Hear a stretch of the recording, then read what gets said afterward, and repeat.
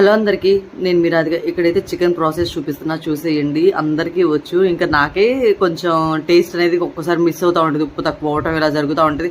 నాకు ఉప్పు విషయంలో చాలా అవుతాయి తెలుసా. ఒక్కోసారి తక్కువ అవటం, బాగా తక్కువ అవటం. ఎక్కువ ఎప్పుడు నేను అసలు వెయ్యను, ఎందుకంటే ఉప్పు చాలా తక్కువే తింటాను నేనైతే. అందుకని చెప్పి తక్కువ వేస్తాను. ఒకవేళ ఎక్కువైతే తీయలేం, కానీ తక్కువైతే మళ్ళీ కలుపుకోవచ్చు అన్నట్టు అలా చేసేస్తాను అనమాట.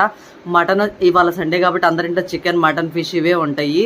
సో మటన్ అంతా నాకు వండటం రాదు, చికెన్ అయితే బాగొచ్చు. ముందుగానే ఇవన్నీ ఉప్పు, కారం, పసుపు ఇవన్నీ చికెన్కి పట్టించి పెడతాను అనమాట. ఒక హాఫ్ అన్ అవర్ ఒక్కోసారి పట్టిస్తాను, ఒక్కోసారి పట్టించి ఒక హాఫ్ అన్ అవర్ పక్కన పెడతాను. లేకపోతే నార్మల్గానే వండేసేస్తాను నేనైతే. ఎలా వండినా చికెన్ బాగానే ఉంటుంది, ఎందుకనో నాకైతే తెలీదు. కారం కొంచెం స్పైస్గా ఉంటేనే చికెన్ బాగుంటుంది. చాలామంది ఏమంటారు తెలుసా, చికెన్ అదే కారతా తింటే, కళ్ళల్లో నీళ్ళు కారతా తింటే అసలు ఎంత బాగుంటుందా అని అంటారు. సో మీరు ఎవరైనా సరే అలా తింటారా? ఇవాళ సండే కదా, ఎలిమినేషన్లో సోనియా ఎలిమినేట్ అవుతుందని ఎంతమంది హ్యాపీ